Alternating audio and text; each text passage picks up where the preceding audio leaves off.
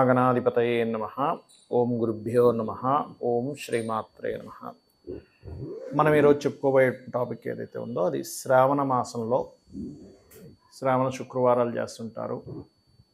అదేవిధంగా సోమవారాలు, శ్రావణ మంగళవారాలు కూడా చేసేవాళ్ళు ఉంటారు. అయితే ఈ రోజులు చేసేటప్పుడు పర్టికులర్ లగ్నానికి అంటే 12 లగ్నాల్లో ఆ లగ్నం వారు ఇంకొంచెం వాళ్ళ యొక్క పూర్వజన్మ కర్మ తొలగడానికి ఏం చేసుకుంటే బాగుంటుంది. మనకి శ్రావణ మాసంలో చంద్రుడు శ్రవణ నక్షత్రం మీద పౌర్ణమి వస్తుంది కాబట్టి శ్రావణ మాసము అంటాం. చంద్రుడు మకర రాశిలో ఉండడం అనేటువంటిది ఏంటంటే పౌర్ణమి రోజు కర్మ తొలగించేటువంటి స్థానంలో ఉంటాడు ఆయన. మకర కుంభాలు రెండు కూడా కర్మస్థానాలుగా చెప్తూ ఉంటారు. కర్మకారకుడైనటువంటి ఆ యొక్క శని భగవానుడి యొక్క స్థానాలు కాబట్టి మరి 12 లగ్నాల వారికి పర్టికులర్గా ఇక్కడ ఏ పుష్పాలతో పూజిస్తే మంచిది, భక్తి ప్రధానం అన్నిటికంటే ముఖ్యంగా చెప్తున్నాను, గుర్తుపెట్టుకోండి.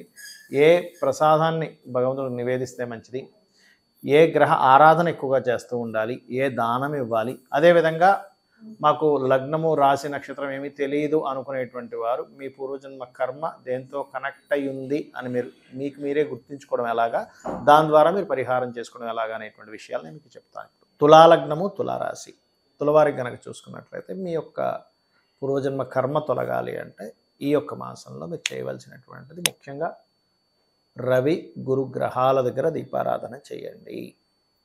చేస్తూ మీరు ఏం చేస్తారంటే శివునికి అభిషేకము ముఖ్యంగా బిల్వపత్రాలు వేసినటువంటి నీటితోని, మరియు అంటే ఇది బాగా తీవ్రంగా ఉన్న వాళ్ళు చేస్తారు, ఒక తెల్లటి వస్త్రాన్ని పైన వేసి ఆవాలతో కూడా అభిషేకం చేస్తారు. డైరెక్ట్గా వేయకుండా ఆవాలతో అభిషేకం చేసి మళ్ళీ ఆ తెల్లటి వస్త్రాన్ని తీసేస్తారు లింగం మీద.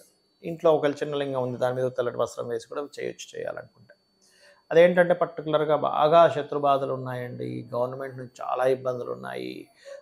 ఎందుకంటే సర్వసాధారణంగా తులాలగ్నం వారికి ఏంటంటే ఒక మంచి చెప్పినా కూడా అది బ్యాడ్గా వెళ్తూ ఉంటుంది. వాళ్ళ పూర్వజన్మ కర్మ యాక్టివ్ అయినప్పుడు అర్థం కాదు వాళ్ళకు కూడా, ఏమిటిది నేను మంచి కోసం చెప్తుంటే ఇంత బ్యాడ్ ప్రోపగాండా అవుతుంది ఏంటి, నా గురించి బ్యాడ్ ప్రచారం అవుతుంది ఏంటి, ఇది బ్యాడ్గా వెళ్తుంది ఏంటి, గొడవగా వెళ్తుంది ఏంటి, పై అధికారికి నేను ఒక మంచి విషయం చెప్తే ఆయన నన్ను తప్పుపడుతున్నాడు ఏంటి అన్నట్టుగా ఉంటూ ఉంటుంది.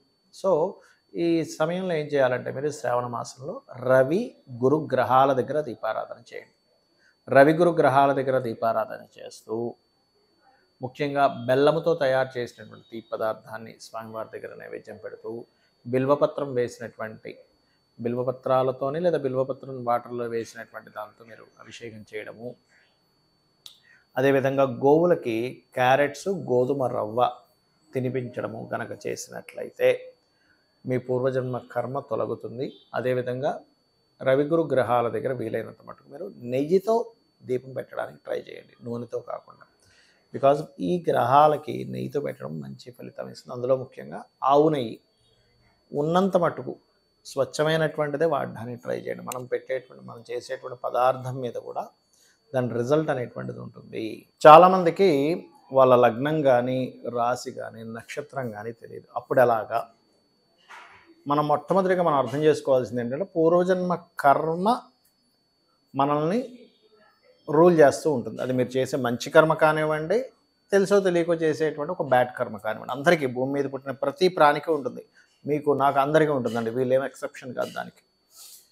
అయితే ఇక్కడ మీకు ఒకవేళ ఎక్కువ అప్పుల బాధలు ఉన్నాయి, బాగా అప్పులతో ఇబ్బంది పడుతున్నారు అనుకోండి, ఈ శ్రావణ మాసంలో మీరు బిల్వపత్రంతో పూజ చేస్తూ సూర్య నమస్కారాలు ఎక్కువగా చేయండి.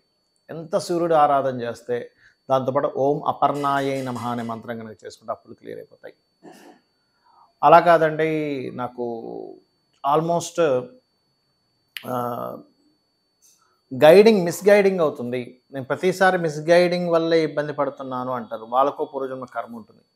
అలాంటి వాళ్ళు ఈ శ్రావణ మాసంలో శివునికి గంధముతో అభిషేకం చేయండి.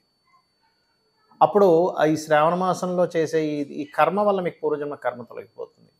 అలా కాకుండా కొంతమందికి ప్రతిదీ ఏదో ఒక గొడవ అవుతుంది, అంటే ఒక మంచి ఆపర్చునిటీ ఒక గొడవ ద్వారా పోగొట్టుకుంటాడు మనిషి. అలాంటి వారు శివునికి కుంకుమ నీటితో అభిషేకం చేయడము మరియు కుజగ్రహం దగ్గర దీపారాధన చేయడము చేస్తూ ఉండండి. వృషభం మన ఇందాక నేను చెప్పినట్టుగా మిస్గైడింగ్ అవుతున్నటువంటి వారికి వాళ్ళు గురుగ్రహం దగ్గర చేయాలి. అప్పుల పాలు ఎక్కువగా ఉన్నటువంటి వారు బుధగ్రహం దగ్గర చేయాలి. ఇక అదేవిధంగా మరి కొంతమందికి ఏమవుతుంటుందంటే ఏదో ఒక ఆస్తి వాటి మూలంగా మీరు నిందలు పడుతూ ఉంటారు. ప్రాపర్టీ కోసం ఇలా చేస్తున్నాడు ఇతను, అది ఇది అని.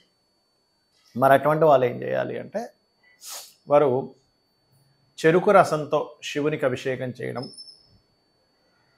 నవగ్రహాల్లో శుక్రగ్రహం దగ్గర దీపారాధన చేయడం చేయండి. అదేవిధంగా మరి కొంతమందికి జీవిత భాగస్వామి లేదా వాళ్ళ విదేశాలకు వెళ్ళేటువంటి అంశం కానివ్వండి, ఏదైనా ఒక బిజినెస్లో వాళ్ళు బిజినెస్ చేయడం ద్వారా ఇబ్బంది పడడం లాంటివి వస్తూ ఉంటాయి వాళ్ళ లైఫ్లో. అంటే లైఫ్లో మెయిన్ పార్ట్ అది ఇబ్బంది పెడుతూ ఉంటుంది. ఈ యొక్క శ్రావణ మాసంలో కర్మని తొలగించుకునేటువంటి మాసంగా చెప్తుంటారు. అటువంటి వారు నవగ్రహాల్లో శని బుధ గ్రహాల దగ్గర దీపారాధన చేస్తూ స్వామివారికి అంటే పరమేశ్వరుడికి శివలింగం దగ్గర గంధపు నీటితోని లేదా నూనెని దానంగా ఇచ్చి అక్కడ ఎక్కువ దీపారాధన చేయడం చేయండి శివాలయంలో.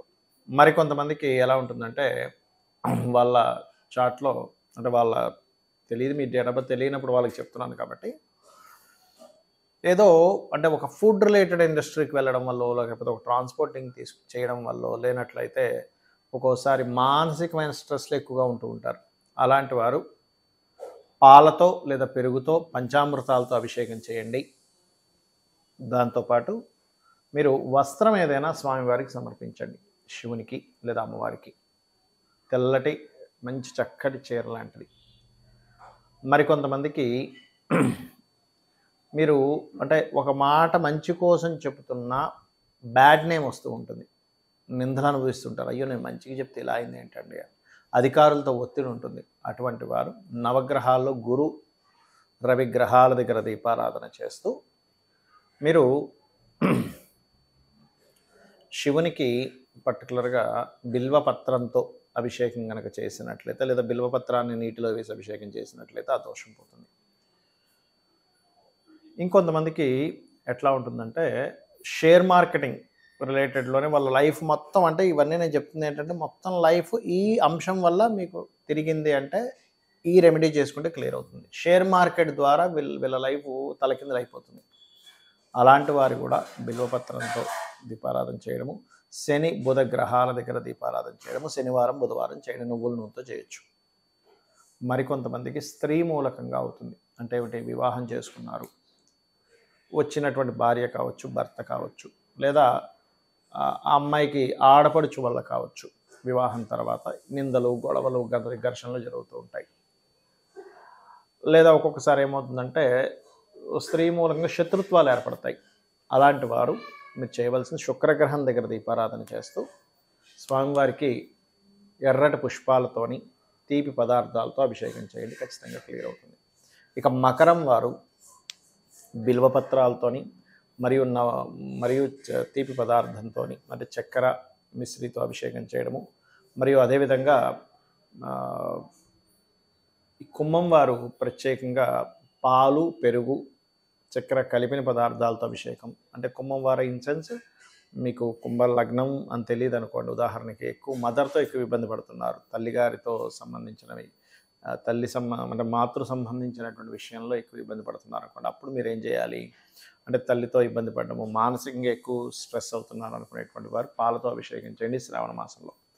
అదేవిధంగా మరికొంతమందికి ఏమవుతుందంటే ల్యాండ్ కొనడం వల్ల వాళ్ళు ప్రతిసారి కిందకి డౌన్ అయిపోతుంటారు. అటువంటి వారు మంగళవారం నాడు కుజగ్రహం దగ్గర దీపారాధన చేస్తూ, అంటే ఒక్కోసారి రియల్ ఎస్టేట్లో ఉంటారు కొంతమంది, లేనట్లయితే వ్యవసాయంలో ఉంటారు. వ్యవసాయంలో ఉన్నటువంటి వారు మాత్రం మంగళవారం కనుక మీరు దీపారాధన కుజుడి దగ్గర దీపారాధన చేసి సుబ్రహ్మణ్యేశ్వర స్వామిని కానీ ఆంజనేయ స్వామిని కానీ చేసినట్లయితే, అన్నపూర్ణాష్టకం చదువుకున్నట్లయితే వ్యవసాయంలో 100% మీరు సక్సెస్ అవుతారు. మరి కొంతమందికి అధికారులతోని తండ్రితో ఉంటుంది ఇబ్బంది. అటువంటి వారు సూర్య ఆరాధన చేస్తూ కుంకుమతో కలిపిన నీటితో అభిషేకం చేస్తూ శ్రావణ మాసంలో స్వామివారికి శివునికి మీరు కనుక నైవేద్యం ఏదైనా అన్నముతో తయారు చేసినటువంటి పదార్థాన్ని నైవేద్యంగా స్వామివారి దగ్గర పెట్టినట్లయితే ఖచ్చితంగా అధికారులతో ఇబ్బంది అనేటువంటి తగ్గుతుంది. గోవులకి క్యారెట్స్ కూడా తినిపించండి, అన్ని విధాలు బాగుంటుంది.